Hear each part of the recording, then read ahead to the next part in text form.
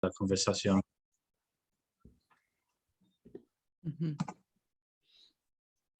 Así es. Y después de la conversación con Mark, de ahí yo voy a entrar otra vez, voy a regresar para recibir las preguntas de los que están con nosotros en vivo. Nosotros también entendemos que hay unas personas también que van a entrar después y solo van a escuchar lo que grabamos, pero lo que creemos que va a pasar es mientras que ustedes están compartiendo, a lo mejor unas personas están mandando preguntas, entonces yo voy a estar como vigilando las preguntas y colectando lo que podemos para regresar a esas preguntas después de la conversación con Mark. Sí, y ustedes también pueden, a lo mejor tienen preguntas para las otras personas que van a presentar, ¿no? Entonces también van a tener esta oportunidad. Sí. Mark, ¿hay otro detalle que no tocamos? Solamente quiero decir que la primera pregunta por todos es que pueden presentarse en sus propias palabras, como su vida, su historia, su ministerio. Y tenemos las fotos también, tenemos este tiempo de reflexionar en las fotos también, por la primera pregunta. ¿Está bien? Y yo creo que Richard, yo voy a hacer la primera pregunta por usted, la primera persona para presentarse. De acuerdo. Gracias. Y gracias por su paciencia con mi español, porque no es 100% perfecto, pero...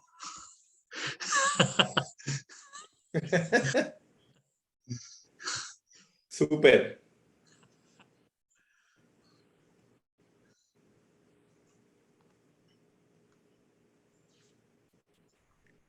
Ay, No sé Dios si mío, alguien no tiene una escucho. pregunta. Oh, perdón, adelante.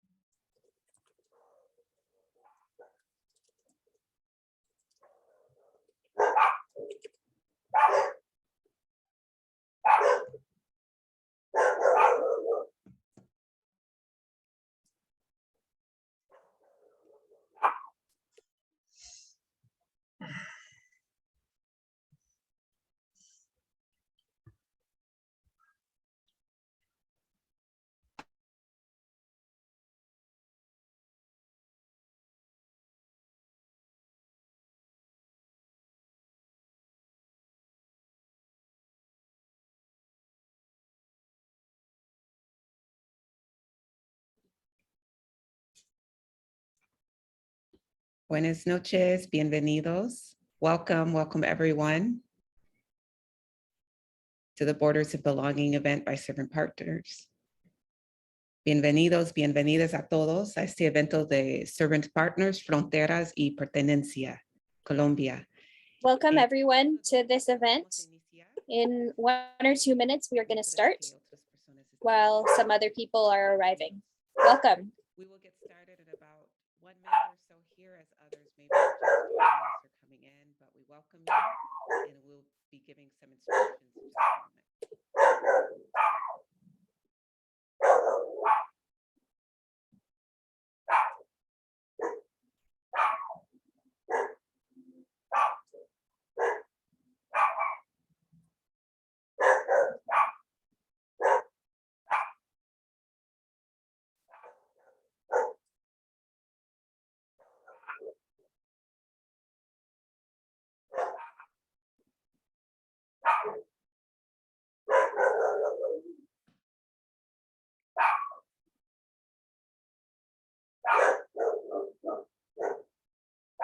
A lo mejor mientras que esperamos solo como 30 segundos más o menos. While we wait for 30 seconds more,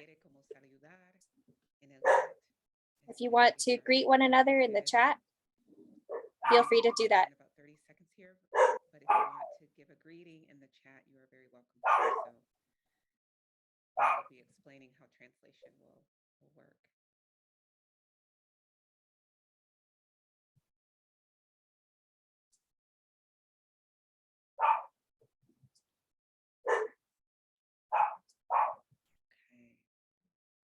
Well, let's get started. Iniciamos, ¿no? Let's get started. So welcome everyone to this very special event with Servant Partners. I'm going to start in English because this event will be held in Spanish. And so for those of you who are joining us in English, we are going to be offering translation. And on the screen here, you can see the instructions of how to connect. And so down at the bottom of the Zoom menu options bar, you should see the option for interpretation. Okay, you can select more, select interpretation, and then you can select the audio that you would like. So you can select English, and then you will be hearing everything that's shared tonight in English through the interpretation button.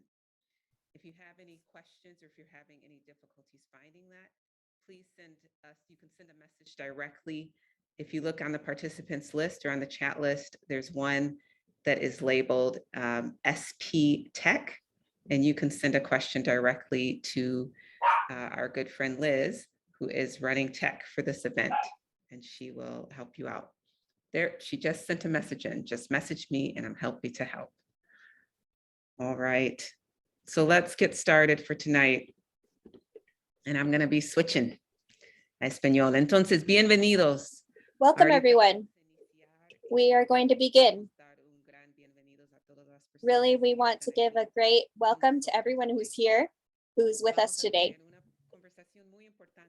We're going to have a very important conversation about borders and belonging. Este es un evento de Servant Partners, y para las personas que están aquí con nosotros que no conozcan Servant Partners, pues somos un movimiento centrado en Jesús y acompañamos a comunidades urbanas en muchas partes del mundo. Entonces somos líderes de la comunidad y también somos líderes también que se ha trasladado, ¿no?, a las comunidades también para trabajar para la transformación de las comunidades. Mi nombre es Shabre Jackson y es un gusto acompañar a ustedes en este evento. Y yo formo parte del grupo de Servant Partners y ahorita pues mi compañero Mark Cloherty también va a estar como facilitando esta conversación para nosotros hoy. Pero estamos aquí, ¿no?, por una conversación que se centra en esta crisis migratoria que vemos en muchas partes de América Latina y especialmente en Colombia. Entonces, tenemos el gusto a tener aquí unos líderes que tienen una visión, líderes que están trabajando en muchas diferentes formas, muy creativamente, con diferentes propósitos en cómo, en ese proceso de acompañar a las personas que están pasando por esto ahorita. Entonces, en un momento, yo rápidamente voy a presentar los líderes que están aquí con nosotros hoy. Pero primero solo quiero como dar unas palabras como un tipo de oración para iniciar, okay, nuestro tiempo. Y no son muchas palabras, pero unas palabras más que nada para abrir este espacio, ¿no? Porque todo lo que vamos a platicar hoy en esta noche no solo son como datos y números, son personas, son historias, son familias y en ese sentido realmente estamos entrando en una conversación muy sagrada, ¿no? En este momento. Entonces, oramos. Dios del movimiento. Dios del silencio. Calma nuestros corazones para que podamos reconocer tu presencia con nosotros ahorita. Ayúdanos, Dios, a seguir creciendo también en nuestro proceso de acompañamiento con nuestros prójimos. Y ayudarnos a recordar que estamos juntos en el camino.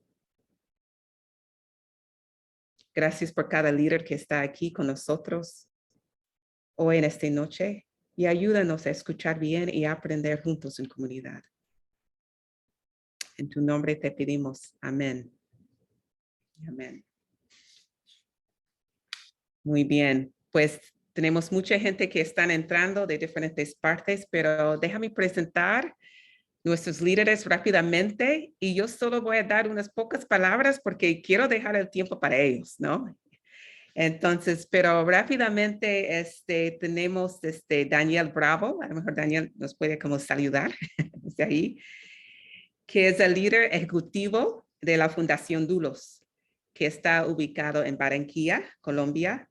Y la visión de la Fundación Doulos es para ayudar mucho en las iniciativas de fe, las iglesias y los grupos de fe, acompañando a ellos con diferentes estrategias, ¿no? En cómo ellos también pueden aumentar sus procesos y cómo están trabajando en las comunidades, ¿no?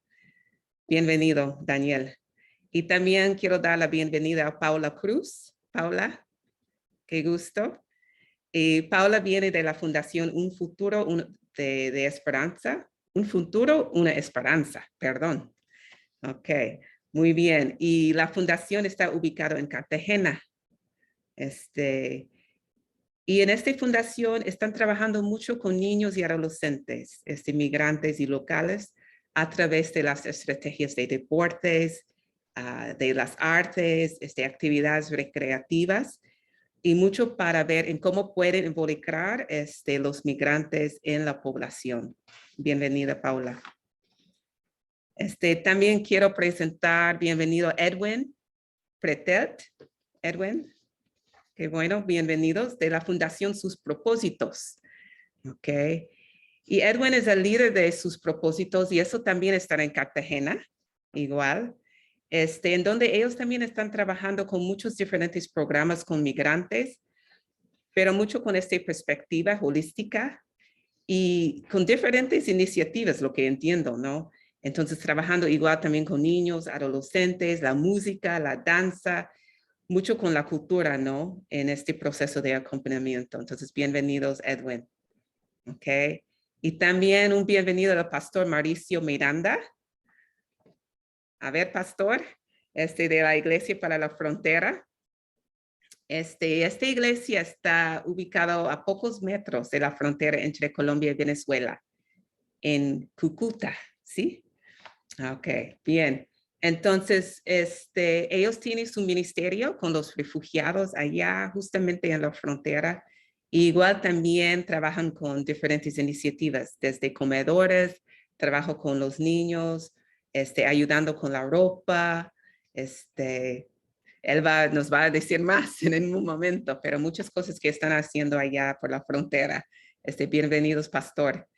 Ok, y también tenemos bienvenidos a Richard Serrano. A ver, Richard, muy bien, gracias. Que viene del LAC Cluster de Tearfund, ok, del UK. Y él es un teólogo venezolano, ¿ok? Entonces es jefe de teología en la escuela allá en Colombia, pero si yo entiendo bien, hace tiempo trasladado a Colombia.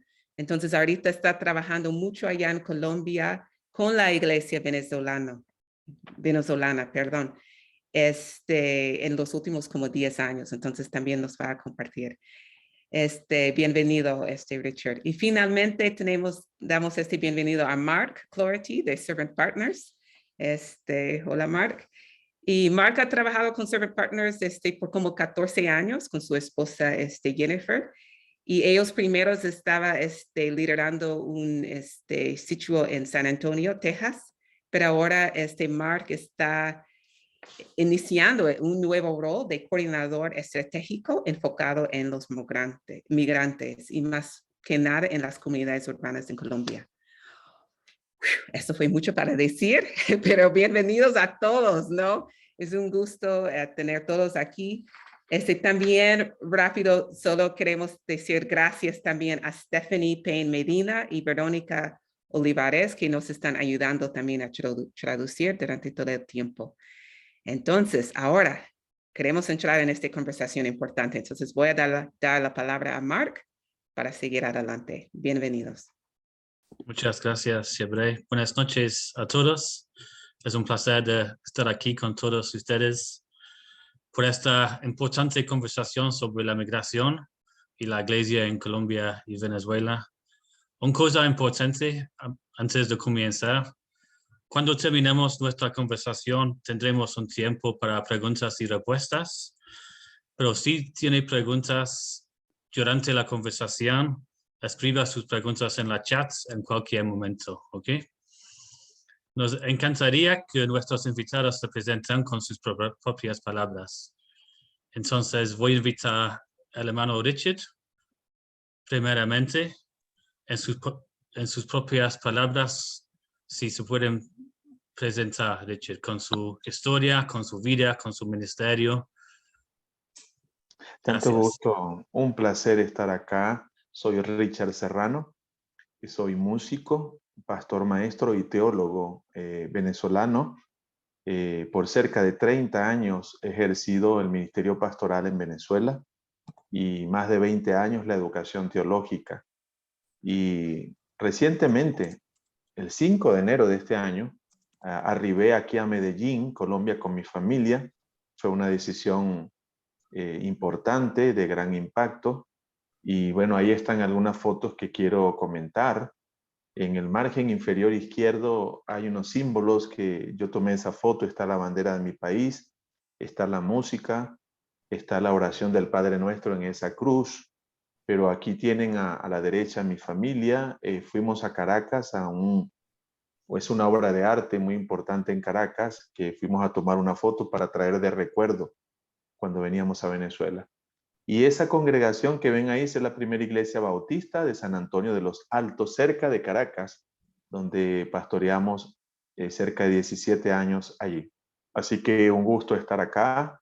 Voy a compartir un poco de lo que significó este tiempo de pastoral en Venezuela, lo que ha significado para Venezuela este éxodo migratorio, y de pronto a poner un poco de marco bíblico y teológico a la cuestión de la movilidad humana y plantear algunos desafíos y oportunidades para la iglesia entonces en este tiempo.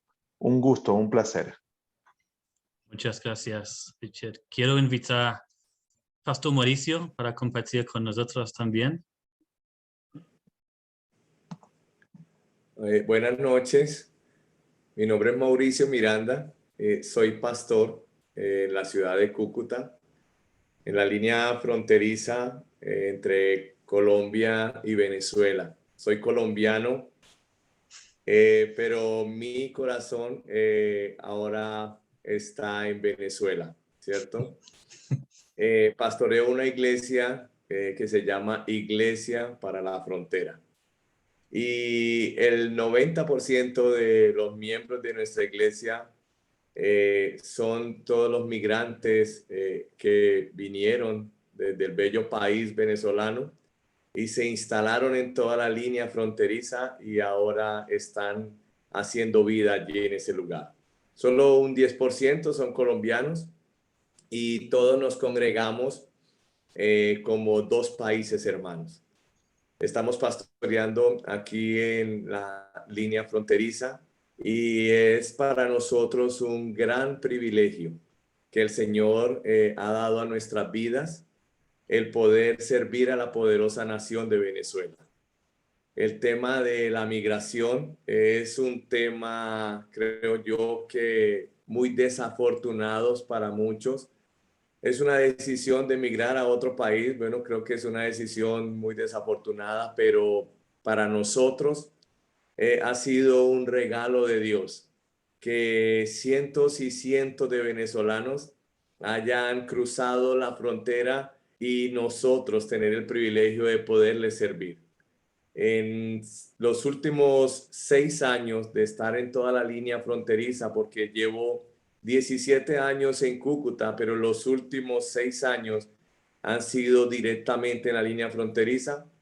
Creo que hemos tenido contacto con 70,000 venezolanos y ha sido una experiencia maravillosa. En diferentes áreas les hemos podido servir a ellos. Ahora ellos se encuentran en otros países de Latinoamérica y tienen alguna conexión. Muy pocos de ellos tienen conexión con nosotros, pero ahora están allá. Y otros han empezado a regresar a Venezuela y también tenemos cierto contacto con ellos. De hecho que esto ha sido para nosotros una historia de amor realmente, poder conocer gente tan maravillosa, gente tan espectacular, tan llena de talentos, gente tan extraordinaria como los venezolanos. Entonces, quería contarles eso y bueno, continuar con nuestra conferencia. Gracias. Muchas gracias, Pastor Mauricio, y bienvenido con nosotros. Quiero invitar a nuestra estimada hermana Paula también para compartir con nosotros. Muy buenas noches. Bueno, mi nombre es Paula Andrea Cruz Martínez. Estoy en la ciudad de Cartagena, pero no soy de aquí de Cartagena, sino que soy de la ciudad de Cali.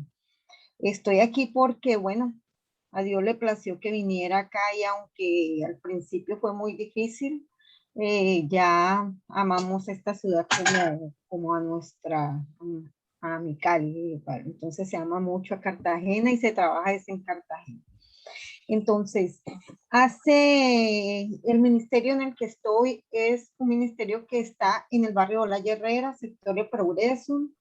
Este es un barrio muy antiguo de Cartagena, pero también un barrio que se fundó por mucha gente desplazada que llegaba de muchos sectores de la costa, de Chocó, de los pueblos aledaños a Cartagena.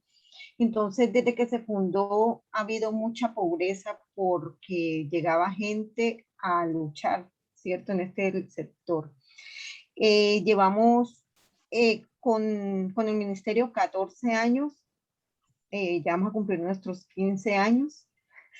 Y hace más o menos 16 años empezamos a estudiar desde la iglesia lo que es la misión integral.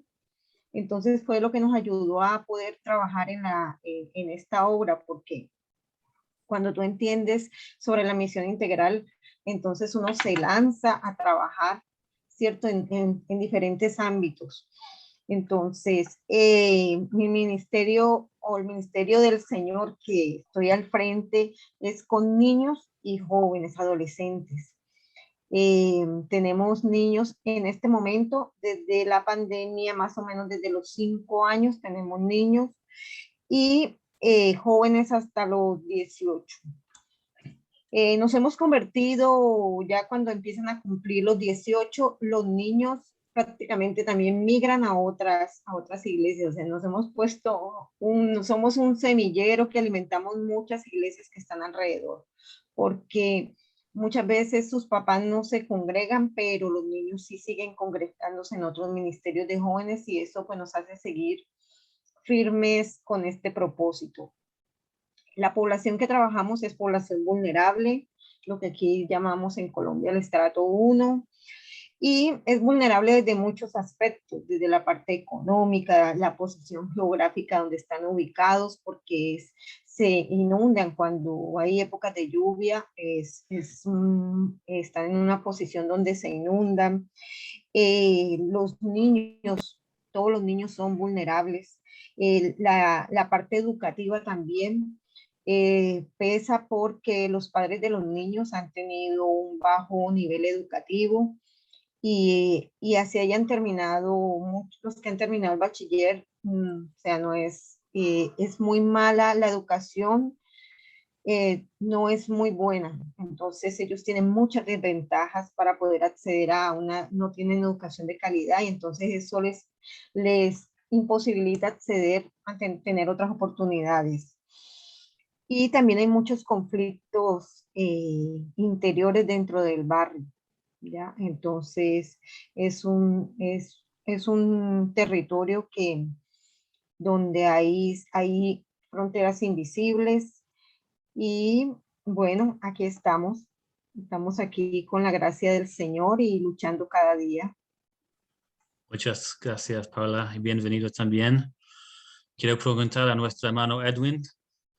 Él está trabajando también en Cartagena, pero gracias para su voluntad de compartir con nosotros, Edwin. Hola, muy buenas noches a todos. Mi nombre es Edwin Pretelt Durango y les quería compartir con ustedes esas fotografías de parte del trabajo que estamos haciendo acá en Cartagena.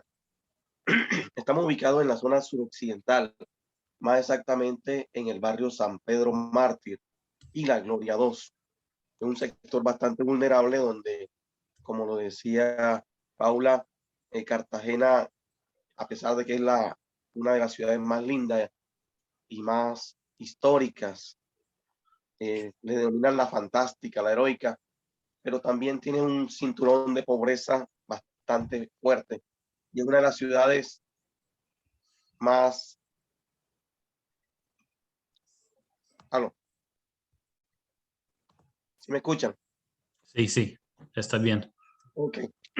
Sí, es una de las ciudades pues, que tiene un cinturón de pobreza bastante alto en Colombia. Soy casado hace 22 años con Carmen Olmos, padre de 2 hijas, Sandra de 20 años, Wendy de 21, de profesión administrador de empresa, pero de vocación misionero. Y hemos estado pues durante muchos años haciendo la obra misionera y la misión integral de la iglesia.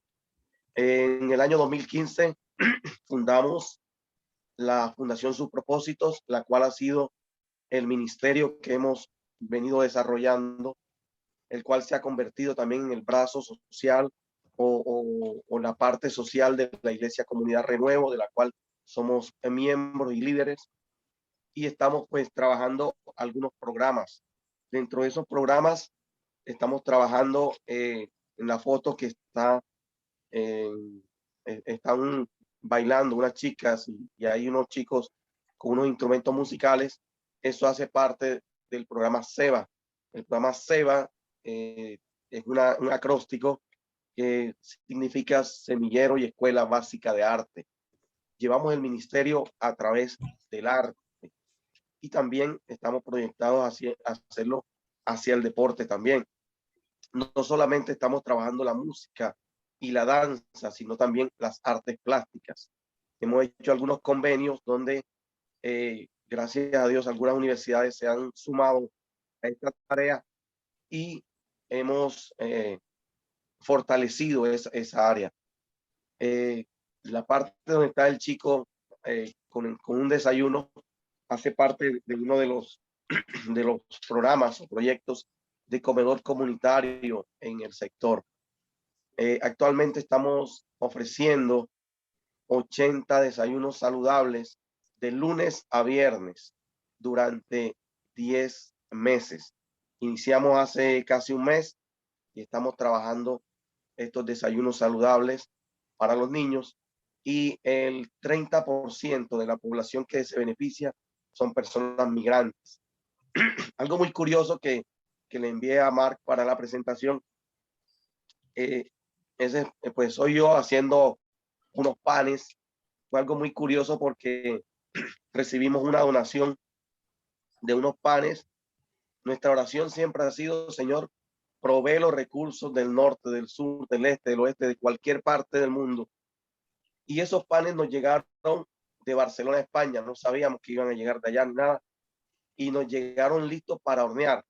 Pero nosotros acá en nuestro ministerio no teníamos horno.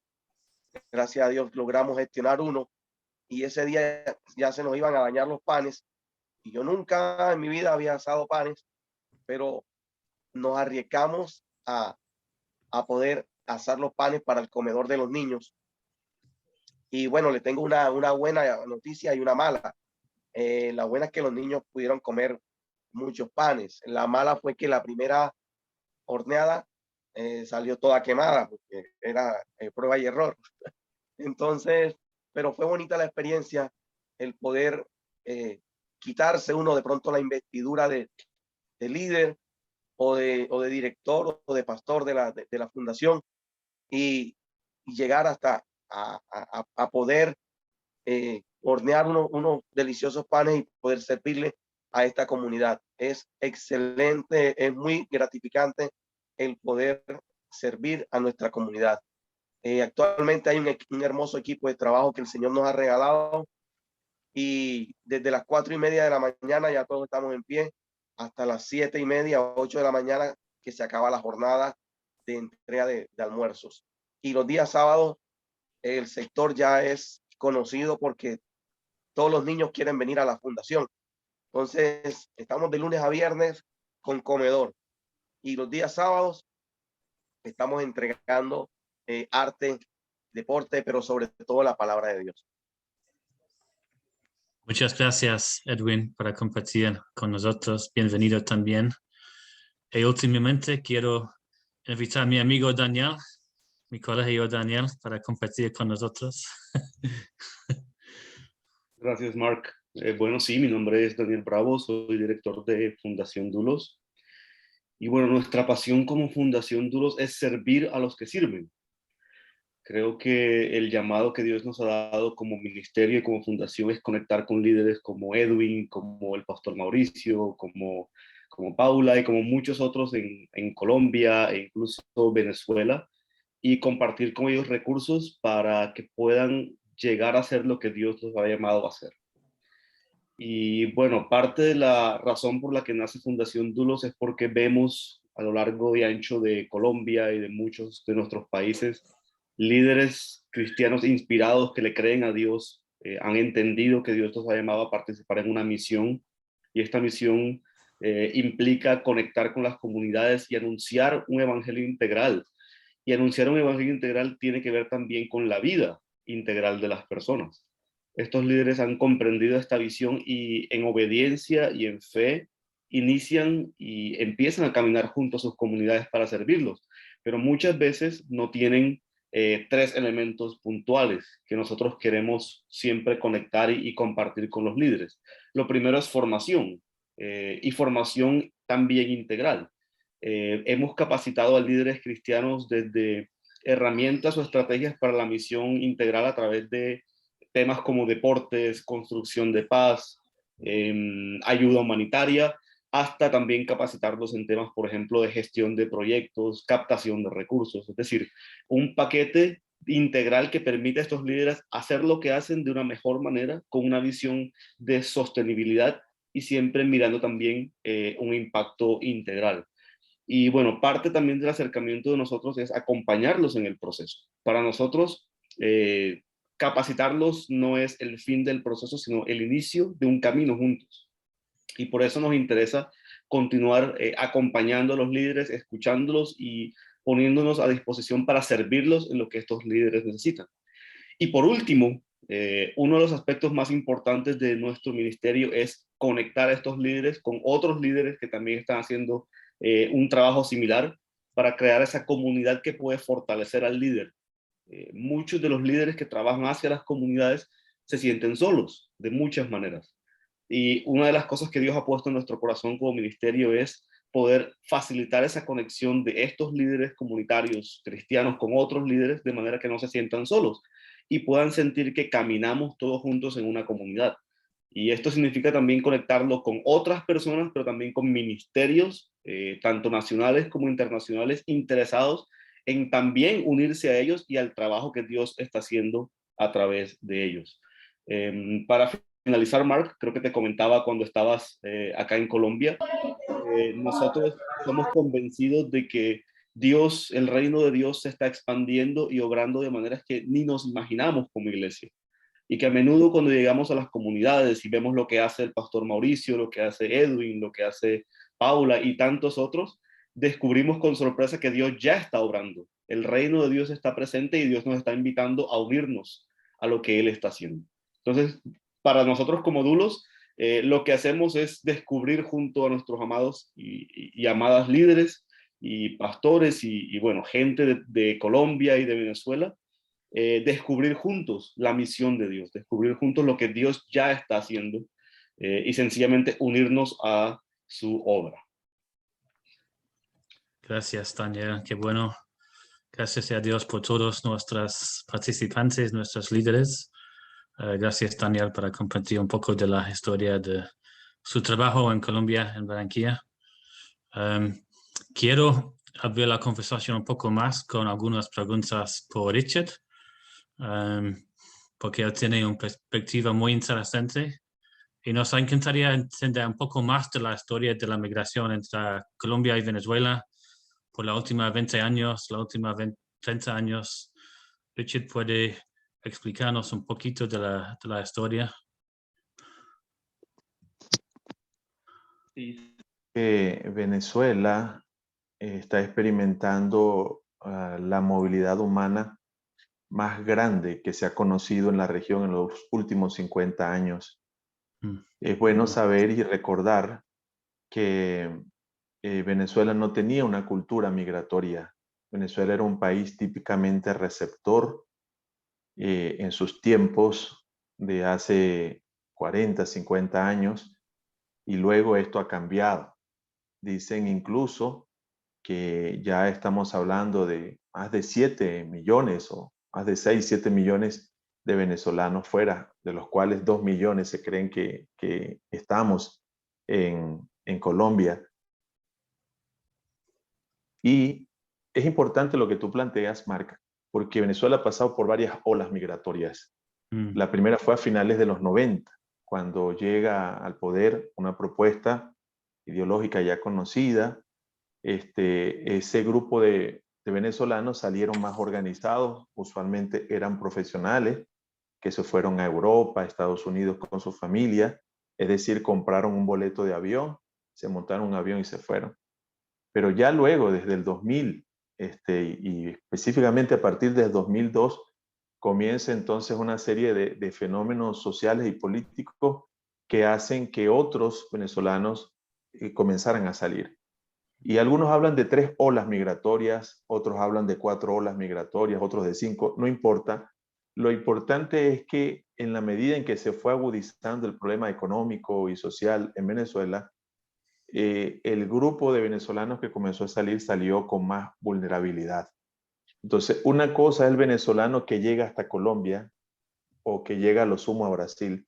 Él tiene un perfil, él tiene un rostro, ese venezolano y esa venezolana. Y digamos también niños, porque una cosa que ha ocurrido es que niños han salido solos a caminar y a atravesar la frontera. No solo han sido dejados atrás en Venezuela, sino que han salido. Otra cosa el venezolano que llega a Perú, otra cosa, o a Ecuador, otra cosa el venezolano que llega a Chile y a Argentina. Pero lo interesante de esta migración venezolana es que cuando fue pasando el tiempo, se hizo más vulnerable el venezolano.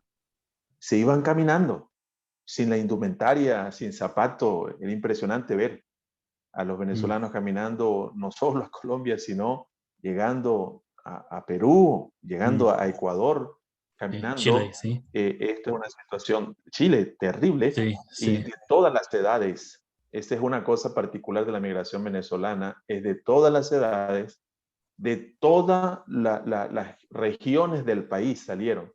no es como de pronto otras migraciones que son más de los límites o las fronteras. Esta migración vulnerable era de toda la geografía nacional y también de todos los estratos sociales, de todas las condiciones sociales. ¿Qué impacto tuvo? Bueno, comenzó a generar una cantidad de impacto. Primero, matrimonios separados. De hecho, eso trajo un gran problema, porque al cabo de tanto tiempo, Mark, un esposo decía, yo me voy delante y después yo los traigo a ustedes. Ese plan nunca funcionó en muchos casos. Es decir, que muchos matrimonios se fracturaron. Muchos niños se quedaron al cuidado, no digo de abuelos. Hay niños en Venezuela que se quedaron al cuidado de vecinos, de conocidos. Entonces eso trajo un gran impacto porque la juventud salió. Nos quedamos con un déficit de maestros en Venezuela, un déficit de médicos importantísimo. Nos quedamos con un déficit entonces de lo que llaman cerebros, pero personas formadas, mano de trabajo en el país. La iglesia sufrió mucho, porque te cuento, por ejemplo, en la iglesia donde nosotros estuvimos, mi esposa comenzó a sacar cuentas. Ya voy a terminar para no tomar tanto tiempo acá. Pero cuando una familia nos decía, pastor, queremos conversar, ya nosotros sabíamos cuál era la conversación. Nos vamos del país. En el caso de nosotros, llegamos a contabilizar hasta 100 personas, que tengo a mi esposa aquí al lado conmigo en esta conversación. 100 o más personas de una iglesia pequeña que reunía 200 personas, la mitad de la iglesia se nos fue. Entonces eso afectó la finanza, eso afectó el liderazgo en la iglesia. El liderazgo que en el caso de nosotros costó formar por 8 años en los ministerios de educación, de servicio, de oración, todo ese liderazgo preparado se fue. Entonces Venezuela sufrió con su talento humano, con su talento trabajador y profesional, pero sufrió la iglesia con su liderazgo, sufrió también económicamente porque bajaron todos los ingresos. Entonces, tenemos una migración que ahora está por todas partes, pero que hay que conocer.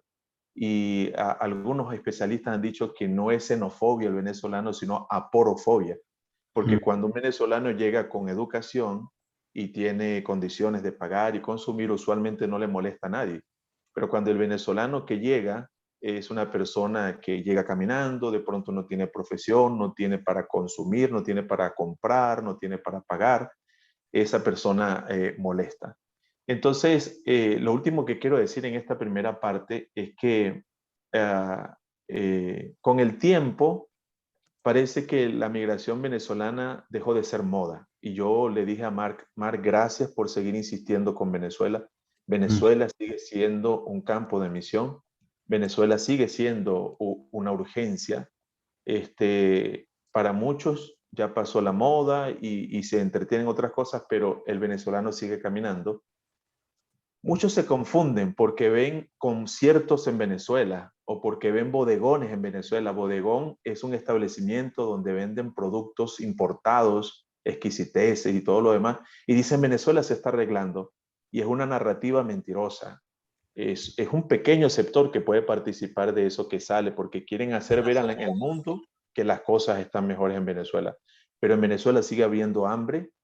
Lo que está pasando en los hospitales es impresionante. La gente se está muriendo literalmente en los hospitales. Hay un problema terrible. Entonces, el caso de Ucrania ha puesto la mirada a esa crisis real y cruda allá en Europa, ciertamente. Y eso también es otro factor global que hace ver como que si, bueno, vamos a posponer a Venezuela o ya se está arreglando Venezuela. No es cierto. La crisis sigue. Entonces, han sido varias oleadas. Mientras más cerca puede llegar, llega más vulnerable. Quien tiene para pagar un boleto es profesional, le va relativamente mejor. Pero última cosa, Mark, impresionante. Todos los países están pidiendo visa a los venezolanos. Solo Colombia no nos está pidiendo visa.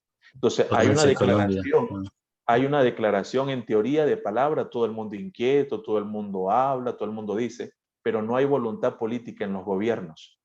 Los gobiernos no tienen voluntad política, siguen poniendo trabas. Podemos decir cualquier cosa del gobierno colombiano, no me corresponde a mí meternos en eso, pero ha sido el único gobierno del planeta que ha tenido una política positiva y ha dado un paso que más nadie ha dado. Entonces, así estamos. Quisiera comenzar diciendo eso. El desafío sigue presente en Venezuela. Gracias, Richard. Entonces, y posiblemente es una pregunta para Pastor Mauricio también, pero ¿cómo podemos orar por la iglesia en Venezuela, por los hermanos aquí en los Estados Unidos o en otros países? ¿Cómo podemos orar en este momento por la iglesia que está sufriendo en Venezuela? Por Richard también, si quieres. Bueno, yo quisiera decir que lo primero que se necesita orar, hermanas y hermanos, por ahí veo a Juan Carlos Morales de Costa Rica y otras compañeras y compañeros, es por la fortaleza del liderazgo de las iglesias. Hay mucho desgaste emocional. Han sido más de 20 años de un desgaste emocional, de un desgaste físico. Todos los venezolanos, porque yo me vine en enero, pero hubo un tiempo en que todos los venezolanos bajamos al menos 11 kilos, porque la alimentación no era la correcta y teníamos que seguir ministrando. Entonces, oren para que Dios fortalezca espiritualmente y físicamente al liderazgo en Venezuela. Segundo, oren porque hay mucha gente que quiere ayudar con alimento, con medicina, pero las trabas en la frontera y las trabas para que esas cosas lleguen son tremendas. Y que Dios derribe y que Dios abra puertas. A mí me parece también importante que oren para que las iglesias, porque este es el sistema de la migración: salida, tránsito, establecimiento o retorno, para que la iglesia comprenda qué implica cada cosa y pueda tomar herramientas, como decía Daniel, y pueda capacitarse para saber qué hacer en cada tramo del sistema de la movilidad humana, y nosotros podamos ayudar mientras el país tiene un cambio estructural. Que sea un cambio que, por cierto, comience a partir de una transformación que el Evangelio trae. Gracias, Richard.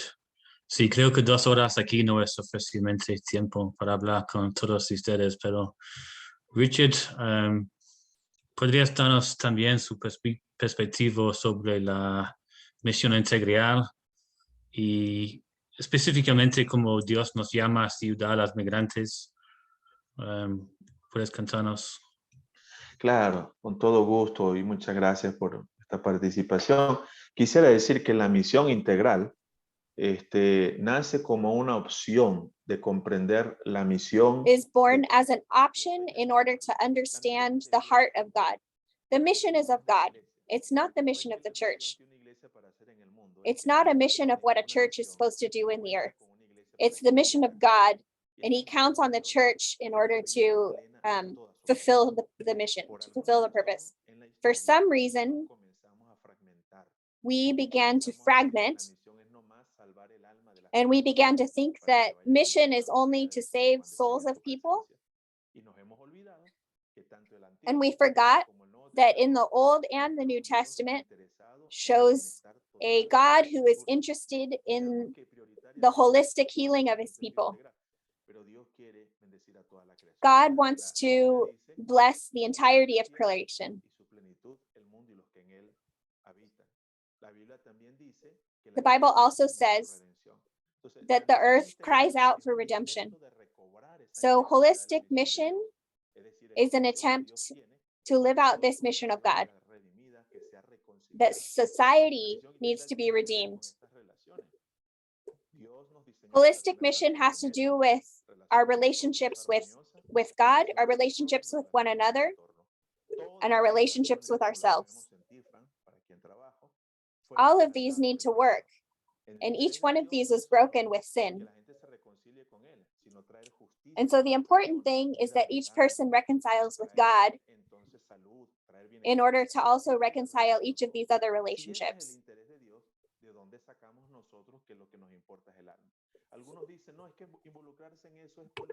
Some people say that to involve yourself in this way is political, but we don't see Jesus saying that. We don't see the early church saying that.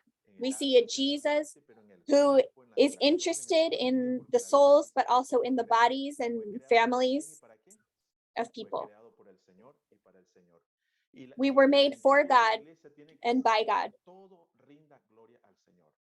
And the church says that everything cries out the glory of God. And some people say, oh, I don't like the idea of holistic mission. Biblia nos habla de un Dios interesado en toda. All of the Bible talks about a God who is interested in his creation. También implica demostrar el amor de Dios de manera concreta, lo que está haciendo nuestra hermana Paula, lo que está haciendo Daniel, lo que está haciendo Mauricio. Just as my brothers Paula, Mauricio are saying, Pero demostramos el amor de Dios. we are meant to be reconciled with God, but we are also meant to seek transformation and empowerment of God's people through the church. Esas personas que pasan la trocha, entiéndase por trocha, caminos improvisados, sin ley, en el cual hay violaciones, hay robos y se ultrajan a las personas. In the journey of migration, the lives of children, women, and men are being challenged.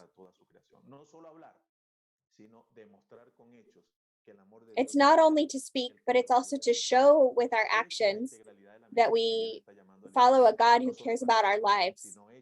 Not only our words, but also our actions. That the church would be a concrete explanation of good works. Can you share with us a little bit about your work with Tearfund? Especially the program that began this year in Latin America. Thank you very much, Mark. I am very happy because since January, my family has been in Medellin. And we've been able to be in touch with Mark, Daniel Bravo. Tearfund is an organization that seeks to follow God in the places where it's most needed. And so our purpose is to mobilize the church to have a humanitarian response. And our goal is to lift up the church and the community to seek these solutions in communities. Both of these things have to do with the mobility of humans.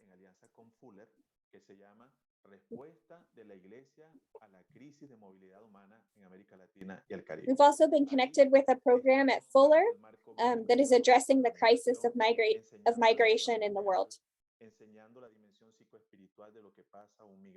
We're teaching about the isolation of migrants because the church doesn't know about this.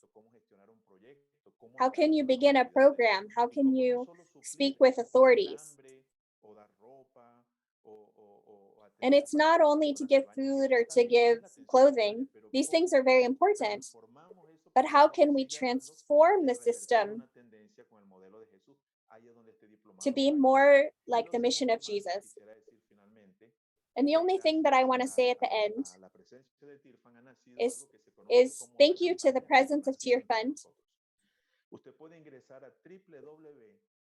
You can go to their website, the website of Tearfund, to encounter sermons, prayers, and many more resources for how the church can prepare itself to support the movements of migrants.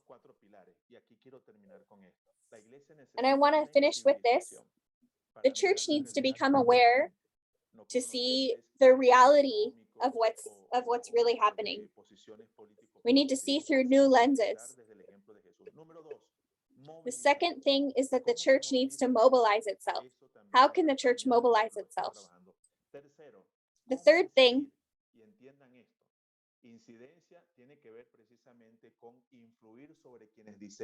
the main thing is how can we influence those who are making the laws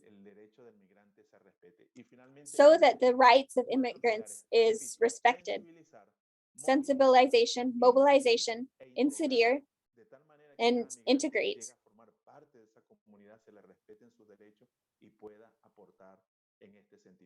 La Iglesia siempre ha hecho. Lo que le ha hecho falta al obrar de la Iglesia es un marco bíblico teológico de integralidad. Y segundo, no the thing that the church has missed for many years is this piece of holistic. The importance of continuing in these things that are Sí, gracias, muchas gracias, Richard. Thank you, Richard. Thank you very much. Sí, gracias por compartir con nosotros. Thank you for sharing with us. No sé si Pastor Mauricio puede escucharme bien.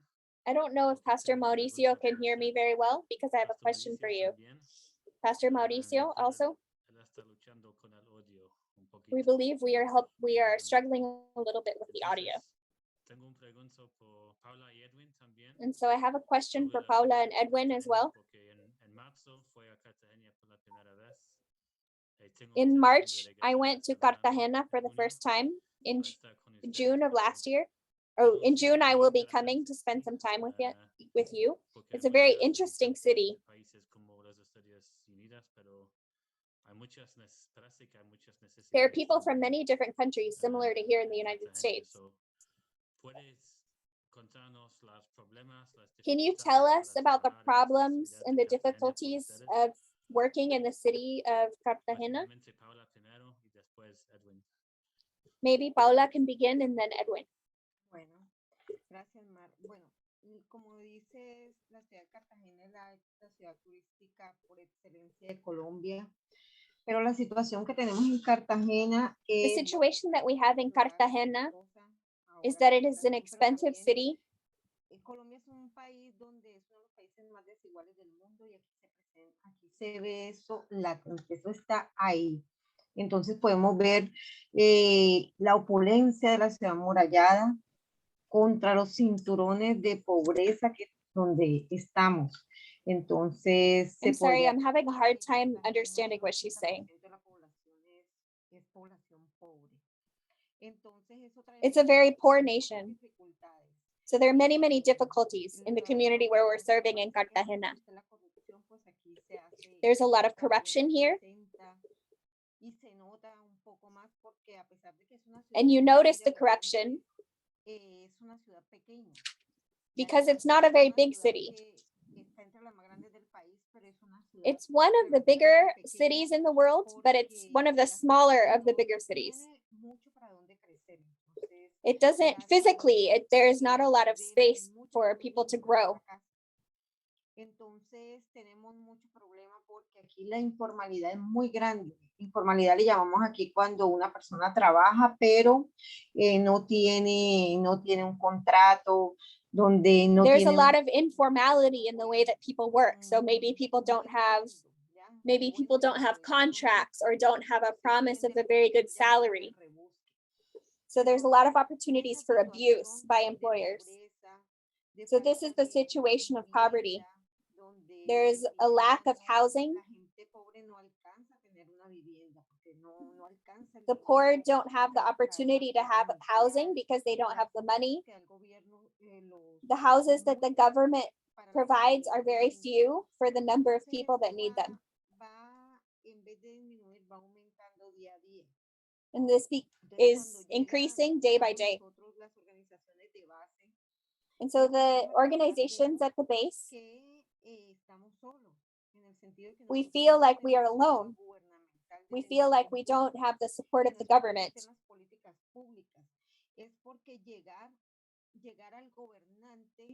And it's because the governor, it's very difficult for the governor to come. That's very difficult here in the city. Edwin is a witness of this. This city was not designed in such a way that they were thinking of the children. I'm speaking of all of the children. The city doesn't have parks. It doesn't have recreational facilities. It has very few sporting facilities. And so what happens? And so it becomes very difficult to make social plans because we can't rent a field to play soccer or a field in order to have a camp. In certain neighborhoods,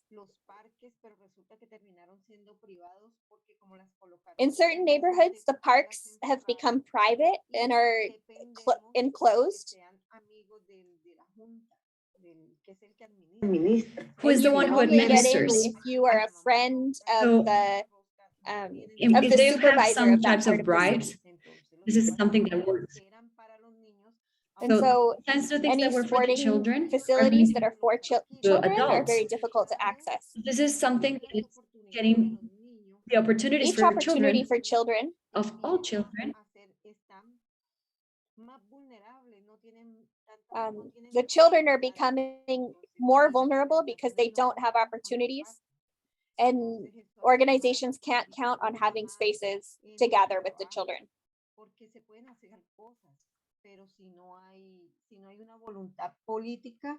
And if there is not a political will, If there is no political we can will, only reach a then we certain can only point. reach to a certain part. Because then this is for the government to do. So yeah, as an organization, And so as organizations, many times we feel many very times we feel frustrated. frustrated. Especially I feel feel frustrated because a lot of things because we should could be doing done, so many different but things, we do but not we have don't the have a place spaces, to do the them. support. To really try to get something, you get tired because in order to get it, it's so hard.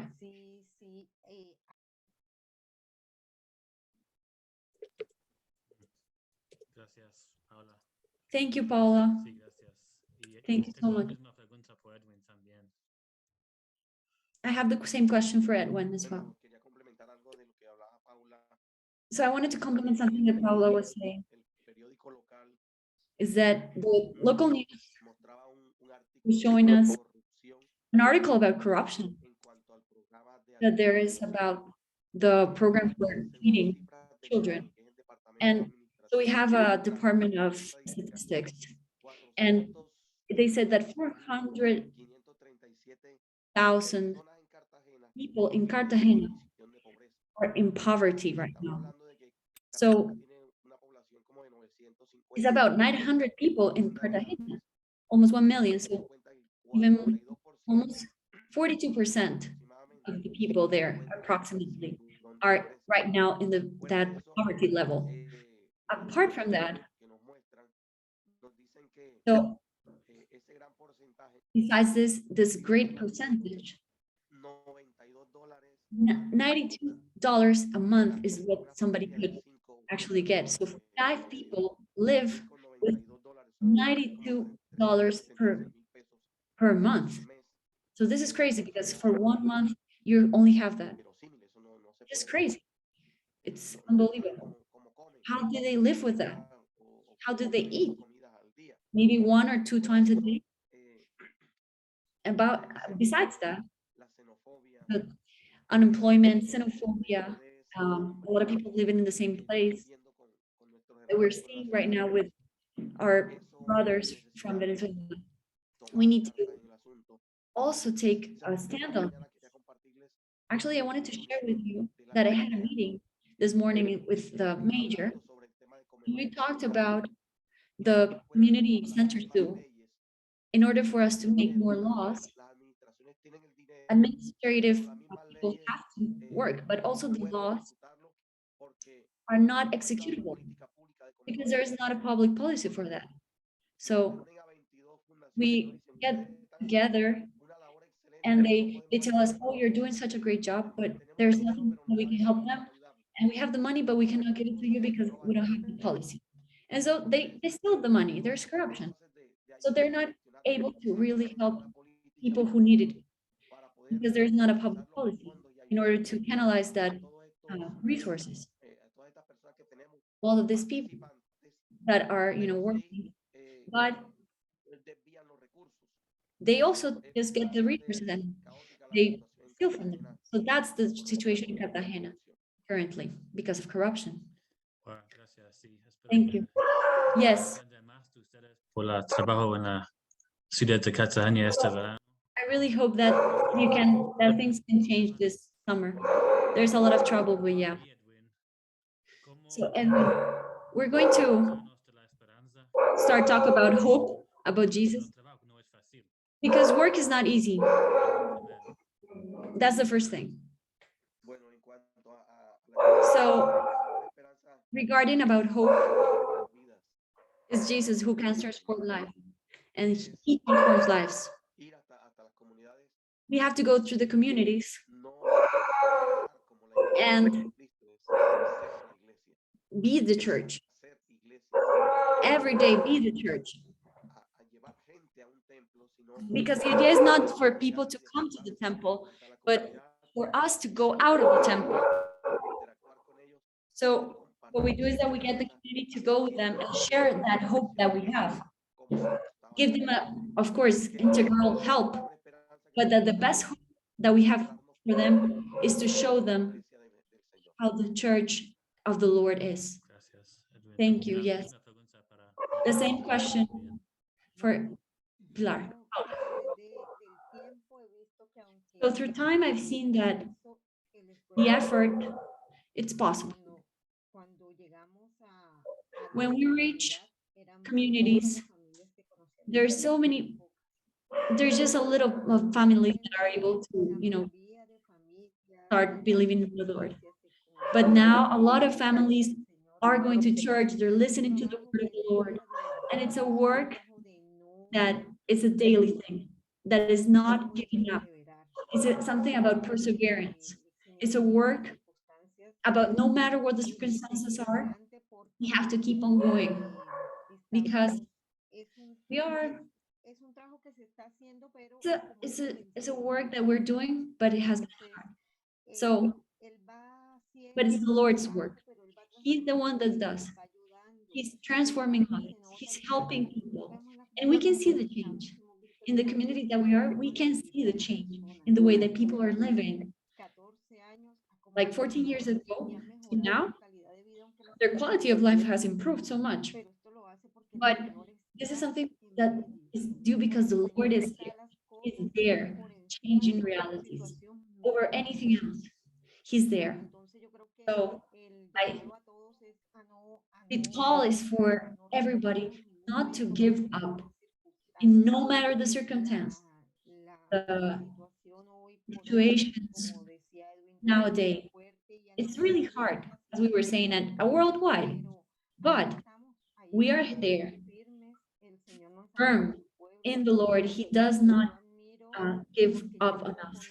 And I really admire people really earn so little, but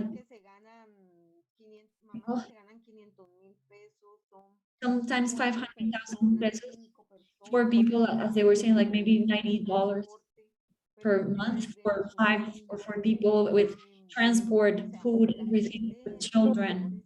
So the Lord makes miracles really, because it's impossible to live with that for a month for 5 people. So it's really something that, yes, the Lord makes a miracle. So yeah, our work is to persevere, to continue, and to try to do the best possible, because we are the hope. The world needs the word of the Lord. And that's what we're doing. So we start with the word, and the Lord makes the miracles. Thank you, Paula. We're with you in this world. Take that hope to people. Mark, could I say something else? Yeah, sure, go ahead. A lot of people nowadays ask, where is God? Why there are no miracles nowadays? But what they don't know is that the fish and the bread of the Bible story, this happens every day. What Paula and Edwin was saying is true. Cartagena, like cities like this one, and even others with better conditions, 1 out of 10 migrants do not have work, a regular paid work. And we ask ourselves, how do they survive? And a lot of times our expectation is that the miracles of God are going to be something spectacular, over like supernatural, but a lot of times God, in the Proverbs and Psalms, he talks about providing. He's not lying. He's seen it every day. Miracles, amazing miracles. Maybe not like spectacular, but the everyday things that God does, he provides. He can do to the churches, to local churches. I know, for example, Pastor Mauricio words, Paula, and I really, he did talk about the miracles, not just the miracles that God does in their lives, but in other people's lives. So I also see that God is sustaining people. So I believe that, yeah, a lot of people ask, where's God? But of course, he keeps doing miracles. He's there. We just have to look at the right direction to see them, those miracles. So it might not be something supernatural or might be, unexpected, but we see the neighborhoods and God just multiplies the bread and does miracles. Sí, gracias, Tania. Thank you. Y Thank Tania, you. otra pregunta por usted, por Another question for you, la Daniel. migración So de Venezuela, we know that la única forma de migración en the migration from Venezuela is not the only migration that Colombia is getting. de la Could you tell us more about desplazamiento internal the internal displacement in Colombia padres también. and the story of your parents? Of course, a lot of years ago that happened. Yes, well, if there's a country that knows about migration, it's Colombia and displacement.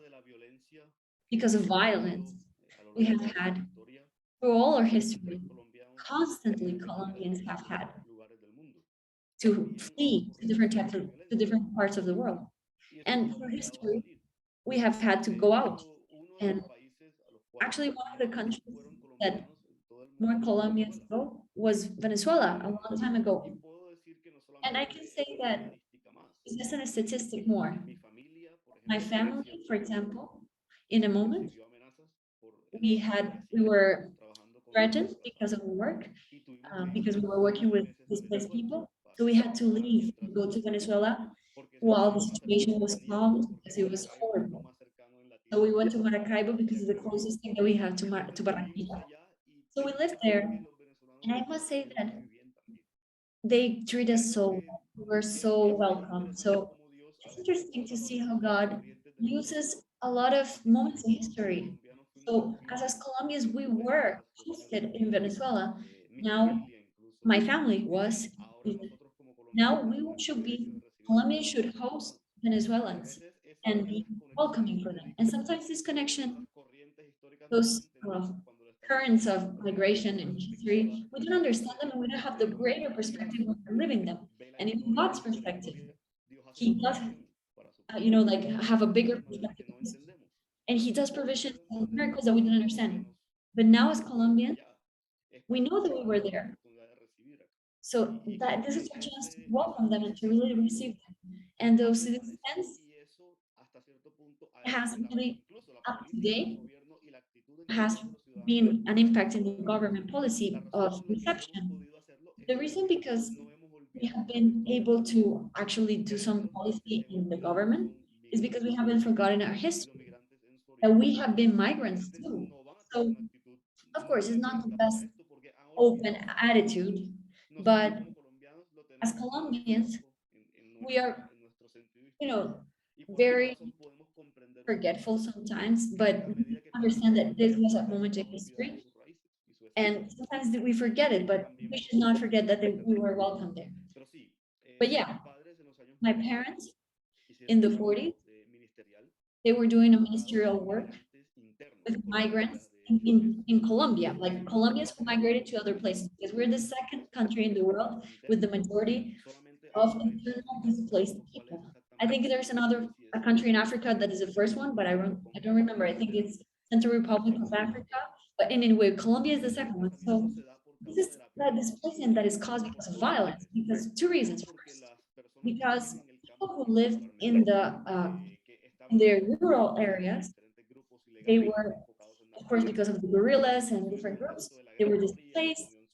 Even in the Cold War, because of the communist guerrillas and the other types of guerrillas and paramilitaries, a lot of people were caught in the middle. So a lot of families from the rural areas had to flee. So this is one reason they were threatened. But the second reason is a lot of people needed to move also because, people were looking for better opportunities. Multinationals actually said like, okay, we will help you. We just want your territories and you should move out. So there's a story in the Bible that remembers us about the powerful and the weak, sort of. This is what's happening. A lot of people, you know, they were very poor and they did not have the possibilities, so they were just forced out because of this powerful people. So a lot of these displaced people were actually Christians, and they had to get out at night with their children in their hands. A lot of communities and pastors were assassinated because of these groups, because they didn't want to renounce to their faith. They wanted to keep on preaching. So these people, as they were, you know, being displaced, they started doing new churches every other place. So this is my parents, for example. As being a persecuted church, we initiated different churches somewhere else. So God used this horrible thing, this experience, to expand the church. And in a way, a lot of the things that we have, the growth of the church, has been because of this. God has had, you know, mercy to expand this church. Gracias, Tania. Gracias. Thank you, Sí, Daniel. fue genial para estar Yeah. con ustedes hace 2 semanas. Sí, en I Medellín, remember this. por la 2 weeks ago, we conferencia. were Gracias por la we're invitación. talking about. Thank you for evangelizing this way as well. Más del trabajo de Fundación Doulos y And the work that Doulos, your foundation, is doing Me with interesa mucho la platform. de apoyo. So, puedes We hablar really de love this support group that you have. apoyo también. Yeah. Bueno, nuestro enfoque como Fundación Our focus with as a foundation is to serve those who serve. So we are convinced that the church has to be this, has to pop up and should be the answer. Not just the answer, but it's Jesus the answer. The church is the incarnation of Jesus in the world. We were sent as that. That's our mission. So we put a picture of the beginning. If it's not possible, it's okay. But I sent a picture at the beginning. To me, it's very important because once again, the question is, does God still do miracles? Is Jesus interested in what's happening right now? The answer is of course. Definitely. He's interested, not just interested, but he's, you know, taking his people through difficulties. The picture that I placed, that I shared at the beginning, is a young man who's a missionary from Carpa Esperanza, who's a ministry that I have been able to support. He was washing the feet. To me, that was an experience that God spoke to my heart. Because few times in my life, I had such an experience where God was speaking directly to me. And at this point, I was standing, watching this young man. That generation, you know, that saying, like a lot of people say they're so weak, you know, like the millennials and millennials, but they were this age and they were really serving and washing the feet, giving them all. To me, it was an impact because I was supposed to go to, you know, teach them, but they ended up, you know, like I just put myself aside and prayed and let them serve. So what I'm doing, I think that, you know, like God is using and doing such great things that I cannot even imagine. This is what God told me. He told me, like, I am doing this in the middle of the community. So from there, I started really thinking, how can we share with these new leaders that God is, you know, raising? And one way is a methodology that is called groups of support. Groups of support is a way for churches to connect with these people and to support them emotionally in their process of recuperation. That, you know, the church can welcome people and that word together, we can go together to Jesus and to find, you know, health and also resilience in order to get through the whole process. So these groups of support, we share them with different churches. And what God has done through these groups is amazing. I am so proud when I talk about what the local churches are doing, because a lot of the things they're doing, I wouldn't have even imagined them. We had never thought that they were going to grab this resource of the groups and make it even better. For example, they started working with internal migrated people, you know, working with Venezuelan migrants, even with pastors' wives for Christian leaders. There's so many groups. It's a methodology that has grown. So to finish, about the groups so that you guys can keep on with another topic. We had a 4 years ago, we started, doing these teachings about the methodology, and what God has been doing made us really stop, and we started fasting together. So we just forgot about the teaching that we were doing, the retreat. We just stopped and we said, like, we have to fast. And all of us, we said, we're going to fast. We were just broken. We cried. It was just so beautiful. And it's something that only God can do. Because, the work can only go to certain point, but the salvation, process that God does is so amazing. So those leaders were only just, they learned the methodology, but they were active. And our dream is that this methodology can go to other leaders in other churches in so many other places. Thank you, Daniel. We're so excited for the courage with you guys. Work more.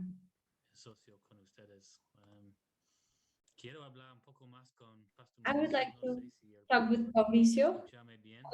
Mauricio, can you hear me? Yes, I can hear you. He's here, yes. Thank you so much. Pastor Mauricio, you work in the Fundacion. Interesante. ¿Puedes contarnos de la historia de Tell us Iglesia, la about your church, about the work in the Frontera? Yes. Okay. Well, as I was telling you guys, my name is Mauricio Miranda. I'm Colombian, and God spoke to my heart. En el momento en que empezaron a salir los migrantes de Venezuela hace 6 años, lo primero que ocurrió fue que el presidente Nicolás Maduro expulsó de la zona fronteriza a colombianos que vivían del lado venezolano, y seguido con eso se expresó muy fuerte la situación difícil que todos conocemos de Venezuela. Escasez de alimentos, escasez de medicina, mínimas oportunidades laborales, devaluación. The valuation of the money, hyperinflation, injustice, it's abuse from the Venezuelan government. This created that hundreds of Venezuelans had to flee. So they started going out from Venezuela. And I believe that the most important place that they migrated, like the biggest volume that a lot of people went through, was the frontier with Cucuta, which we're located in, exactly. There's a bridge called Simón Bolívar International Bridge. So in that moment, God put in our heart, we had our church. We had a church in the center of the city. But God put in my heart that I should move to the frontier, specifically to that bridge. And so we obeyed the Lord, because with a group of servers, of course. And so we started going all Saturdays there from 2 to 6 p.m. And God told us to share a cold drink and something with them and the word. And so we waiting them from Colombia. And at the moment, I did not know that around 12,000 people were going out per day and went through that bridge and the different roads that were, of course, illegal roads. So there's about 70 roads that are illegal that you should not go through them. So we were waiting for them. And from 2 to 6 p.m., we gave them food and drink, bread and drink, and we prayed for 300 people each Saturday. 300 people, Venezuelans that were just, there, and they confessed Jesus as their Lord. And here, we were just shocked for the stories that they had. The biggest pattern of experiences that we saw is that they sold their houses in Venezuela, their furniture, their car, everything. They had to come here to Colombia, to stay here in Colombia, or maybe go to Argentina or somewhere else in Latin America. And they found that the change of the coin, the different there in bolivars and then in pesos, they, you know, like transferred their money to Colombian pesos, and they realized that they they can't reach those estimates. That it's just their money had no value, so they cried desperately, confused, without knowing what to do, because they had already sold everything and they were outside their country. So the panorama was just so sad. It was so difficult, so sad. To us was emotionally so hard as well, but we still kept on going, to keep on going Saturdays. And we were, you know, going in a bus. We took them from there to the church in the center. We gave them breakfast and the word and the spiritual food, and we also gave them lunch, and then we just get them back to the front. We did that over 2 years and a half. Each time we had connection with them, and we kept on doing this work. And then they started, you know, like living here, and so they made, you know, a neighborhood near a church, and they started living, and they're coming in this neighborhood. There's about 6,000 to 7,000 Venezuelans who do not have a lot of possibilities for employment, to have some resources. So they live in really reduced spaces because that is what they're able to pay for. And they sleep in just crazy conditions. They're terrible. So we started saying, okay, let's go to those neighborhoods on Saturdays and at night, and we took food for them. And so we started having medical brigades. And also, this was how different organizations started working with us and served them to this special nation, powerful nation of Venezuela. A lot of organizations, we had Doulos, for instance, who worked with us. Another partner that we had was the, you know, like medical aid, food, and to take them to the church. So we opened another place of the church now in the frontier, and we started taking them to church, you know. So in that moment, they were about 12,000 now in this neighborhood. About 2,500 of them were sleeping in the streets.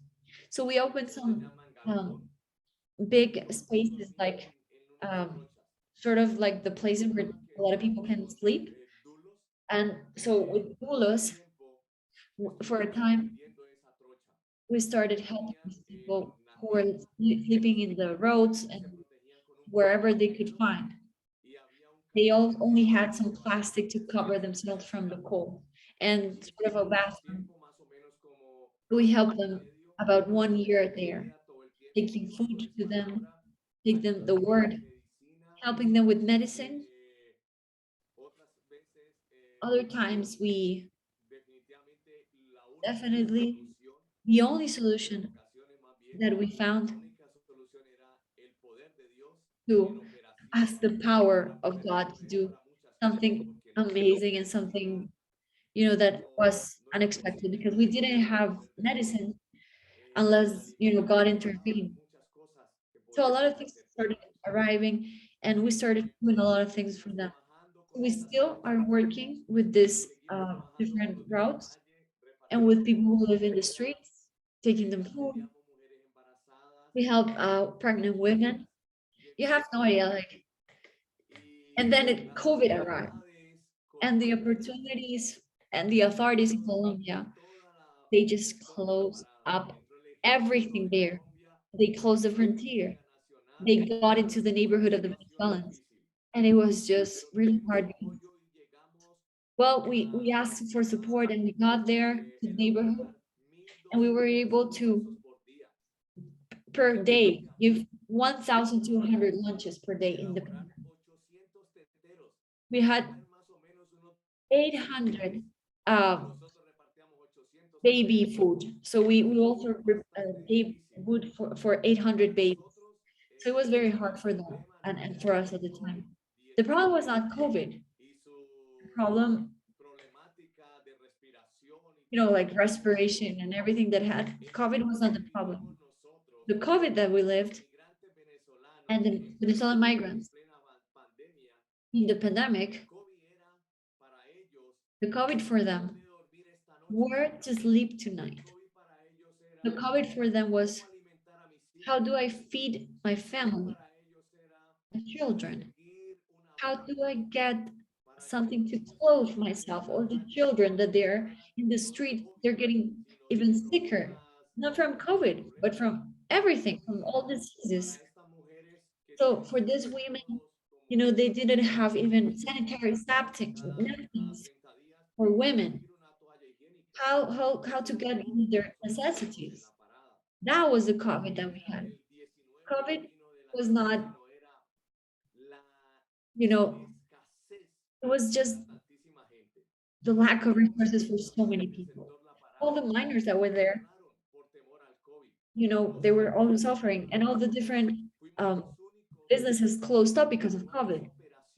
And so we kept on going with the operations, even though we had a quarantine. We went over the authorities in the quarantine because it was a situation that we could just not let people starve, because they were, children, they were starving, and the people were, babies were malnutritioned. And so the situation was really extremely hard. People were crying in the streets. People sick, not for COVID, but because they were sleeping in the floor. They had infections in their skin because they were laying in the floor. In the roads, there's so many, filth, and that produced dehydration in their eyes. And we had a lot of problems, people in their problems with their eyes and their view, because their eyes were dehydrated, because the water that they consuming, it was water that was rainwater. They didn't have potable water, so we had to create potable water for them. It was such a hard, but God was there with his great power, and he kept on doing the work. Migration from Venezuela, God has made supernatural things. Our family and the serving team in the church, we haven't been the blessing for the migrants. They have been the blessing for us, for our life. We have not transformed migrants, though they have transformed our lives. This was an opportunity from God, wonderful for us. In the middle of so many difficulties, we were able to get to know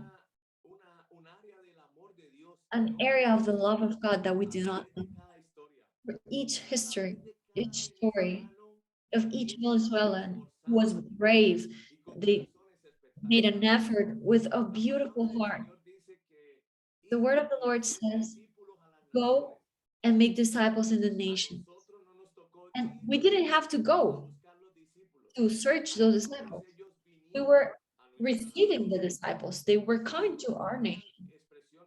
And it was amazing. Something amazing has happened. 80% of the servers of the church are now Venezuelans. Only 20% of the servers in the church are Colombians. Now they're in Venezuela, are in the worship team. for example, we have this girl, Emily. I found her lying in the floor because she didn't have no food. She was starving. She was with her mom and she had 12 years old. And every Thursday, I took food for Emily and I prayed for her and her family. And they were living under a tree. And I went there and I gave them food. And they kept on sleeping. So we noticed that she was going to turn 15. And the church, through my wife, we did a party for her for 15 years old. Now that my wife is the leader of the worship, and she included her with the vocal technique classes. And now Emily, she is the principal voice for the worship in our church. She has a spectacular voice. She's been used by God so wonderfully. When she sings, literally, the glory of God, you can feel. The other day, I was just, thinking about that, how she had no hope, and God made a miracle in their life. He's El Shaddai. He is the Lord of Lords. He is the King of Kings. And he's the only favor that we can have. We have a hope. He is the one that can change what the losses of victory, that can heal. He's the one that is changing teenagers as well from Venezuela. We're seeing this generation that is changing. We're only seeing this grateful, to see what God is doing with Venezuelans. I am so grateful with God to help me in this process and to serve Him with this. I have been serving Venezuelans in Colombia, but last year I started going to Venezuela to do missions there. And when I go to Venezuela, I go to different cities, and I visit the prisons, the most dangerous ones in Venezuela, that are the most dangerous in Venezuela. One in Valencia, one in Maracay, and one in Maturin. And now I've been able to enter and take food, physical food, and also we have taken them seeds for them to have their own agriculture. But the most important thing is that we have taken the love of God, and God has done wonderful things. In this prisons, there's about 6,000 people, and this has been amazing.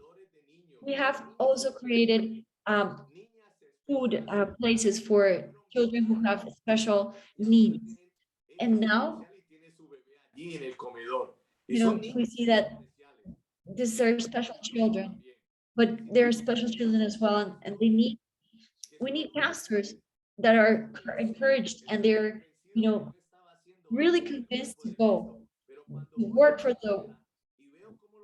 the work of the Lord. When I went to Venezuela there and found this type of pastors, I realized that the brave ones, as we can see in the Bible, those are the ones that are in Venezuela right now. The pastors that are working over there, those are the brave ones.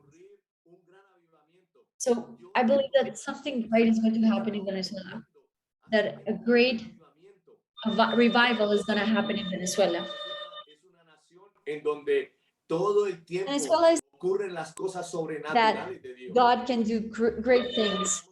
And so we're praying for this nation. We're going to be able to see, yes.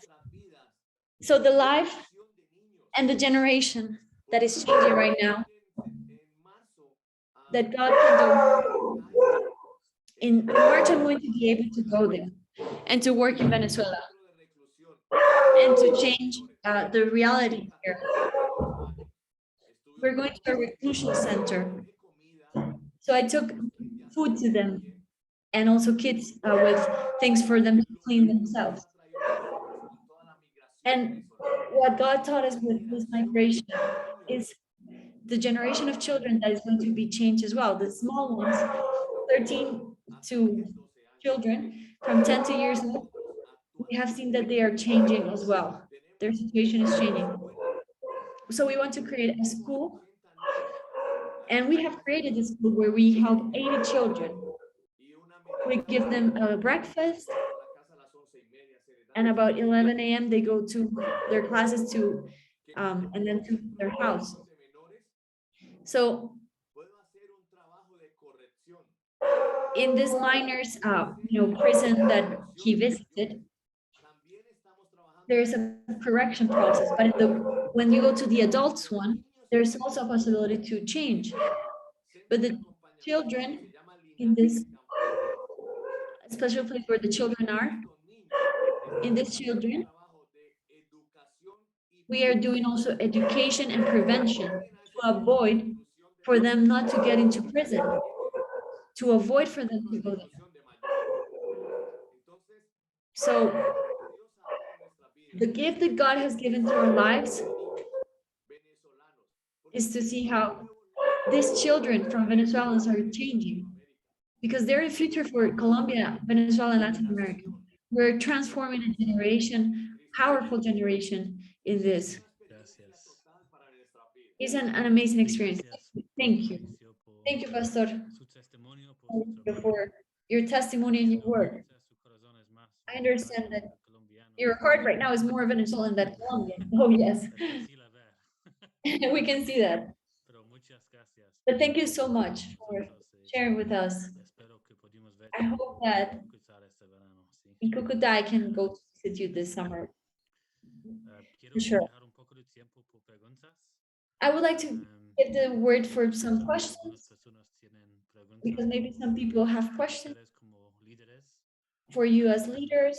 Chepe, no sé si Tepe, maybe you would comenzar con you'd like to start primera pregunta. with the first question. Sí.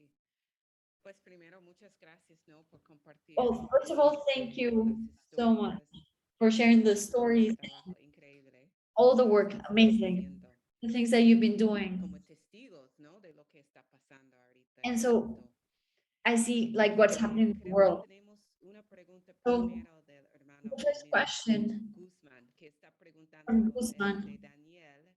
that Daniel was doing, we would like to ask Daniel. Un poco más específica Could you please tell us a bit more los grupos de apoyo. A lo mejor about those support groups? algo de cómo funcionan los How do they grupos de work?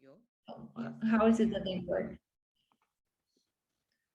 Sí, grupos de apoyo realmente es una metodología So muy it's a methodology, very simple a one. través de sesiones. It's done through sessions. Como su nombre lo indica, As indicates, grupos que se we're just groups a partir de that are formed. facilitadores capacitados en la iglesia, There's one facilitator, a leader, any person who is a believer and feels that it's being called to impact their community in this way, creating a group to support emotionally and spiritually other people. They can do it in their house. It's a very flexible methodology. And what it does is, from the Bible, it takes elements to discover the word and what God says about the lives of people and their purposes. And of course, it has elements to dialogue, to talk, and people to talk freely. We allow them. So this methodology is developed in the houses and small places as well. There's some barriers as well, maybe that like in the church and everything, and they don't want to go to a church. They feel there's a negative connotation to go to a church, so there's no problem. The important thing is to meet, and so they go, the believers from the church, they go out to the communities and they meet people and they go to houses. Through some steps and questions, what we do is that it's easy for people to understand the word. The most important group and what they do is it's more important from what people say. It's not a preaching. It's just talking with people. We're not telling them what to do. It's more just the contrary. Like ask them, listen, and go to the word together. What do they think about the word? What they're perceiving, and together they can, like they build this new process. So what they do is that the facilitator just asks the questions and helps, and people just, like get to talk. There's different types of groups. The first group was specifically for women who are victims of violence and abuse and conflict. It's very specialized, and the leaders who came to the Doulos Foundation, they say like, we're having this problem because we noticed that a lot of women have been raped, but we're not prepared for this. What can we do? And so so we had a leader who said like, I was abused, like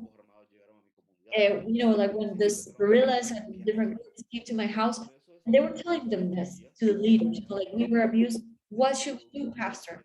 So we said like, okay, let's do a group with people who can help them. Specifically, also there were psychologists and everything in specific cases, but in general, it's a community that works together, talks, supports each other, talks, and they go to the presence of God together. It's very simple. There is now groups of different types for different types of groups for youth and for the wives of pastors, and in general. The idea is that the church can use this, to expand and to go anywhere. Thank you so much, Dani. Yes, I love this methodology. And it has a lot of time been working, right? Yeah. And what impacts me of what you guys were sharing is the way that in your communities and your context, we're creating these types of spaces, like with groups, with worship, everything. These spaces where people can just be and talk. We have another question for Elsa. How to find ways to protect the health of the population? This is sort of a challenge for them. How can we assure those those countries that are very close to migrants, they don't help them? Maybe one or two people who can answer this question. What can we do where there's very close to migrants? I would like to share that we have to work on sensibilizing people about like, even in church there's a lot of xenophobia. They don't see others with the glasses of the gospel. You have to work on sensibilizing people. The second thing is you have to work, Mark, to get to know the law, to get to know the truth. And it's very clear. Gospel is the power of God. And we're not saying that there's anything above it. But of course, a lot of times what God wants is for us to work for that well-being of these people. So we need to get to know the law, the different actors. So for example, Pilar is here, and Mark and Mauricio. We have to, like, get together and see how to bring resources. And also see who's also working to get to know each other. We don't know what the other is doing.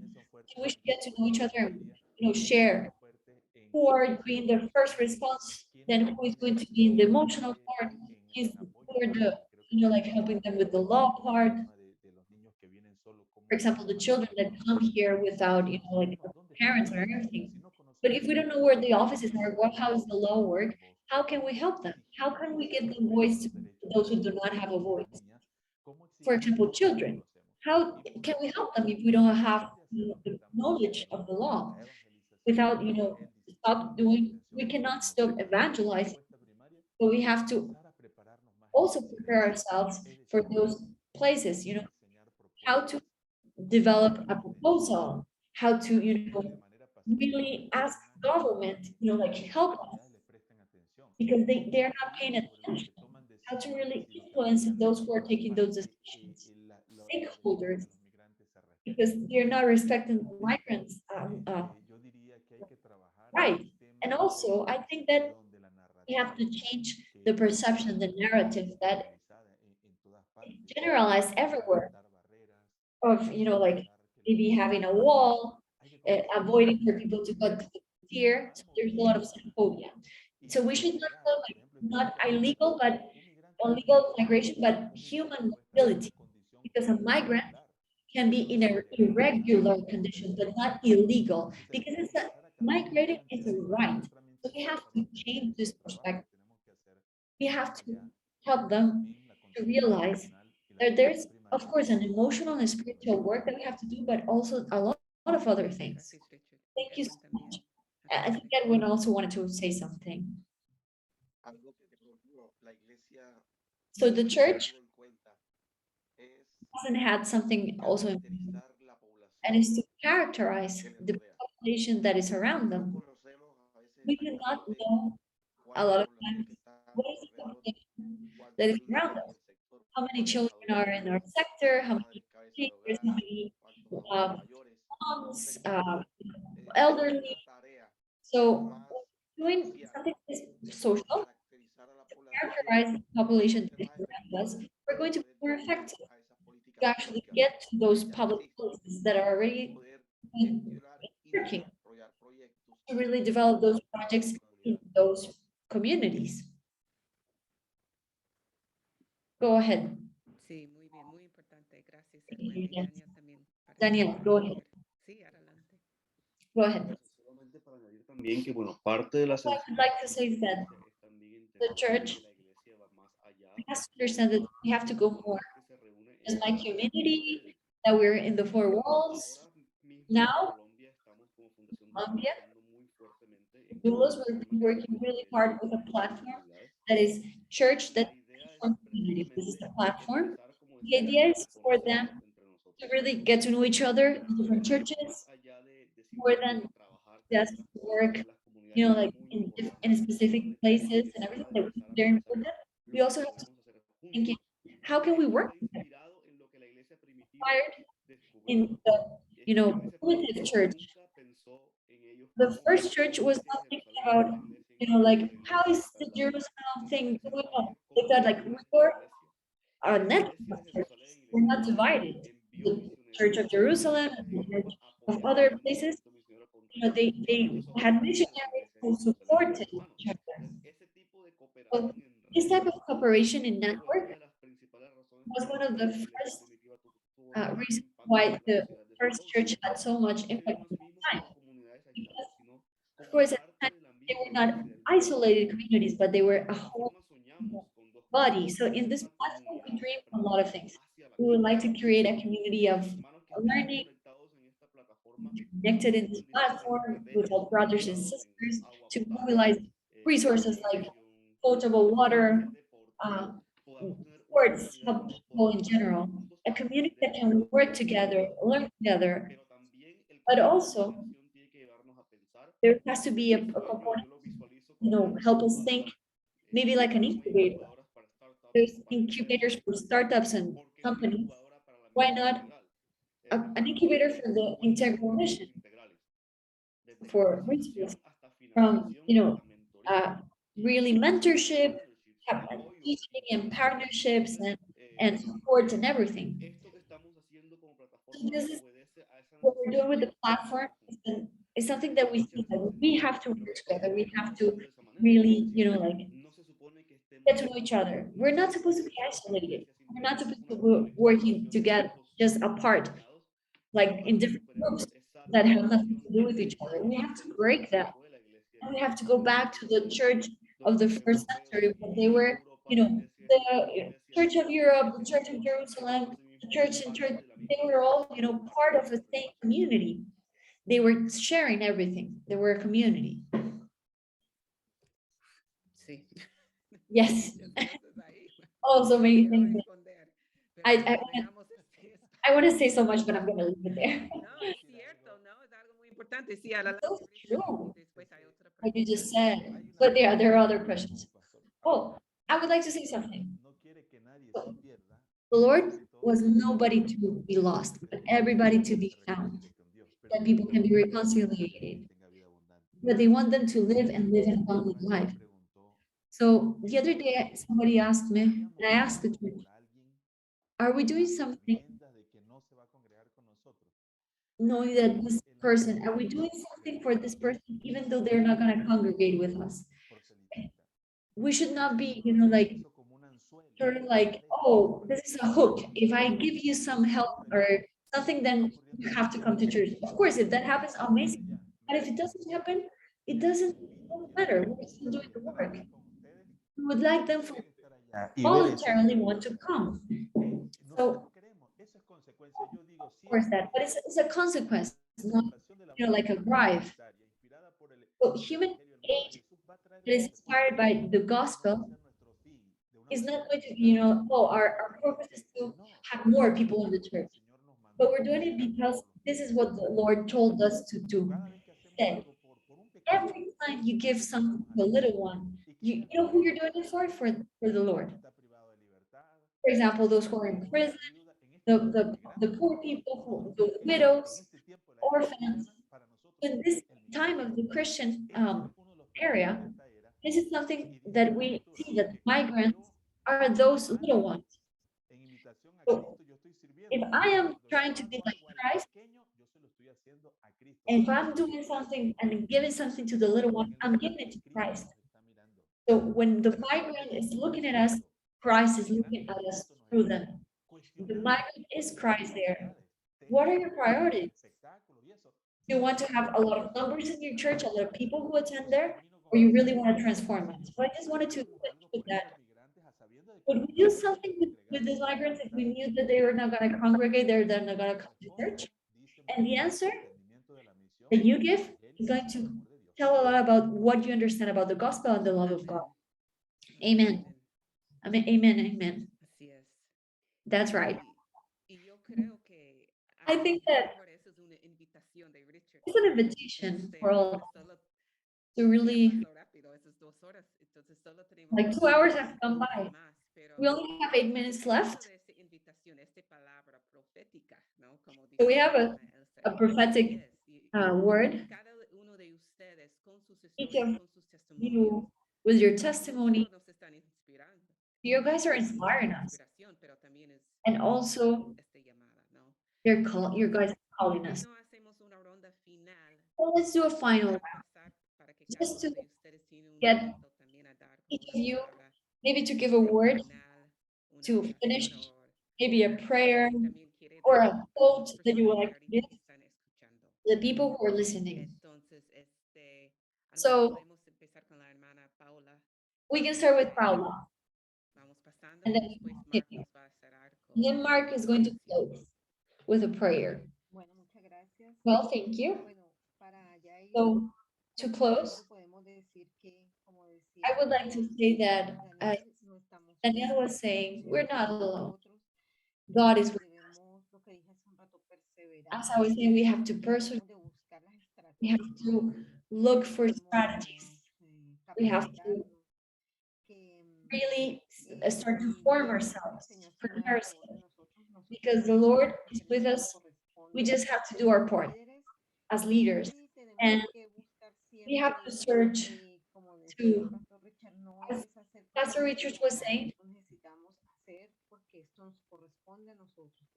this is something that we're doing not because we have numbers, no, but it's because it's our mission. At the beginning, the Lord just gave to the church the numbers who He wanted, but our mission is to go there. This is the mission of the Lord. So thank you for this time. Thank you, the Lord, for His word says that even the small things and the worst thing in the world, He has chosen to change, and to thank Him for choosing us to serve His ministry.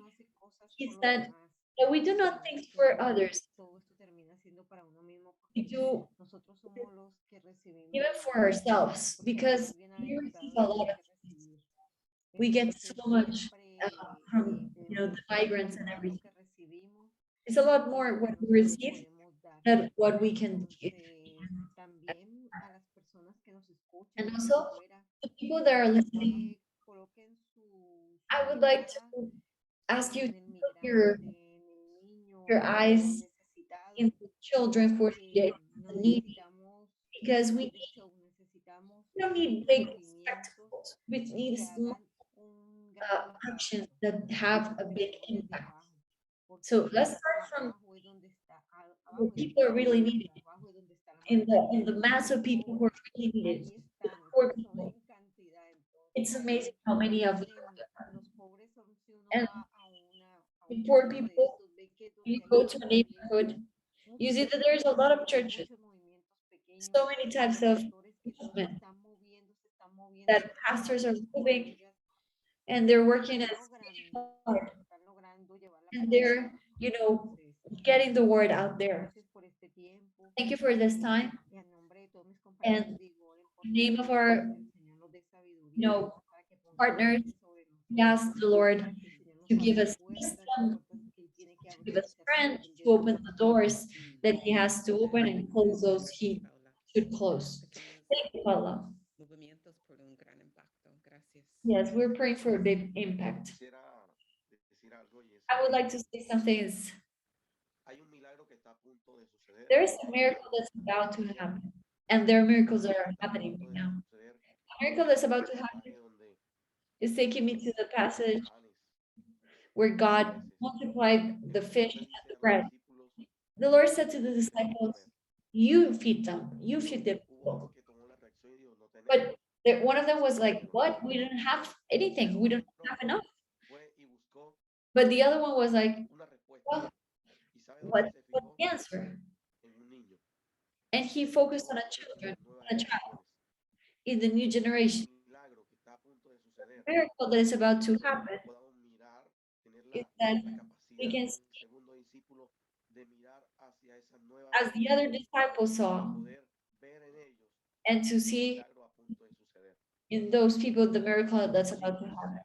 A lot of young people are getting lost, and it's necessary, as Richard was saying,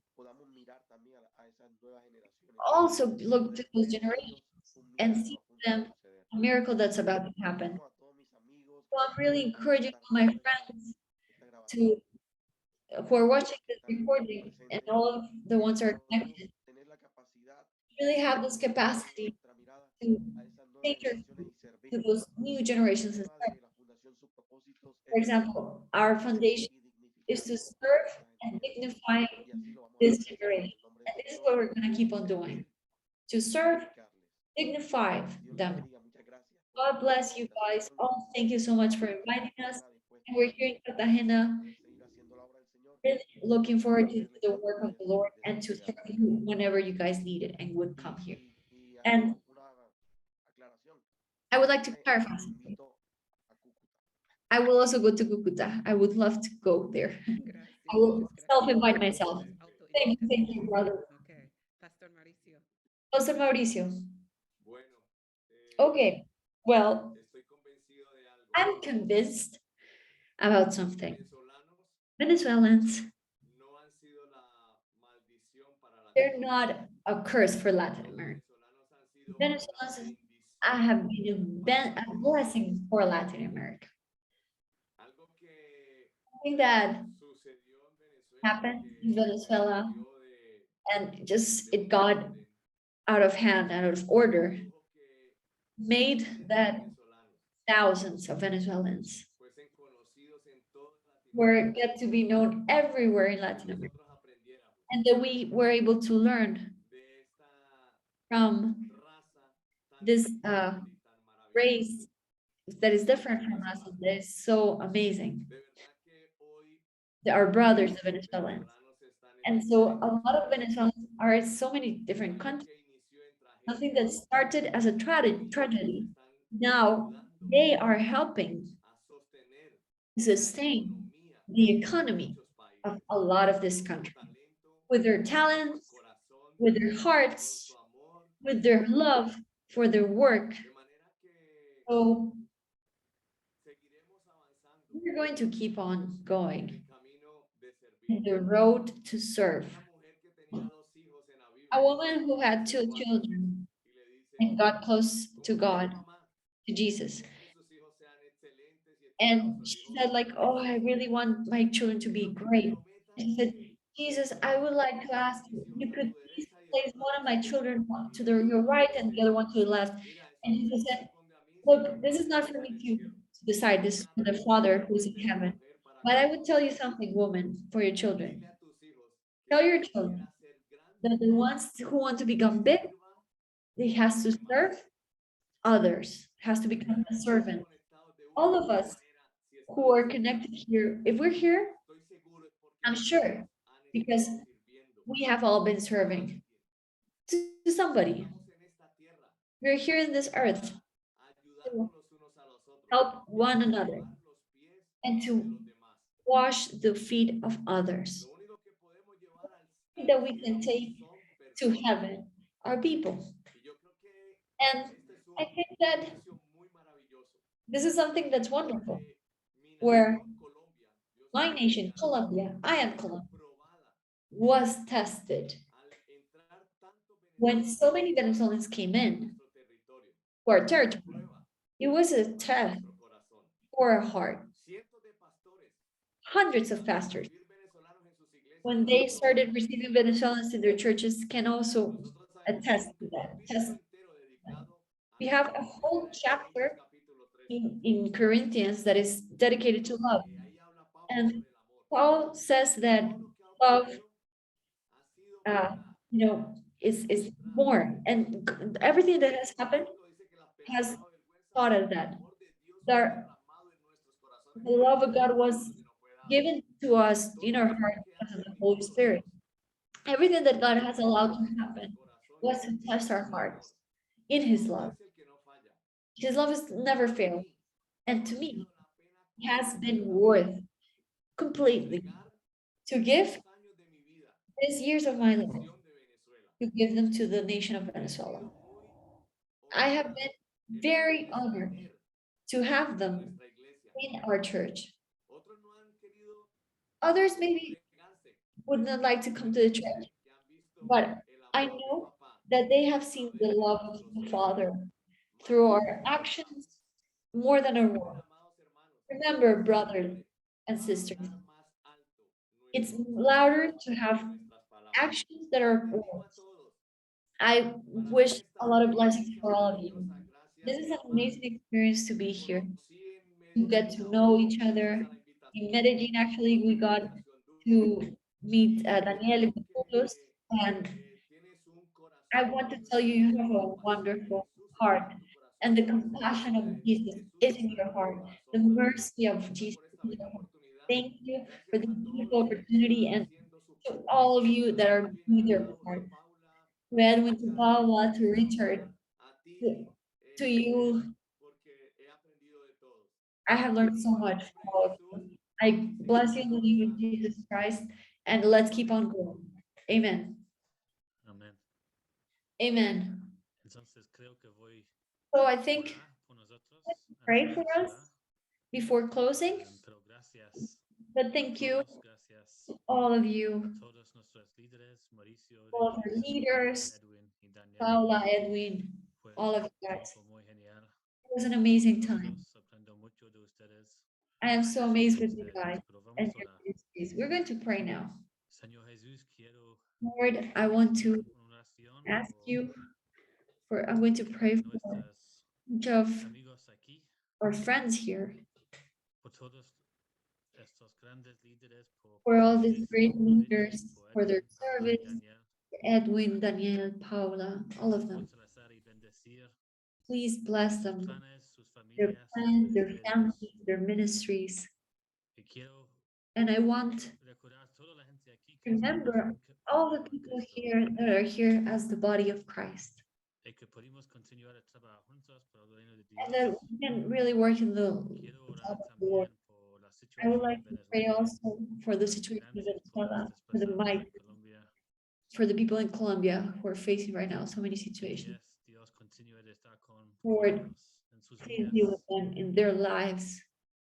Gracias, Señor, por Thank you, Lord, este privilegio de compartir for este this tiempo privilege to share this time con grandes with great líderes por el reino de leaders. Dios.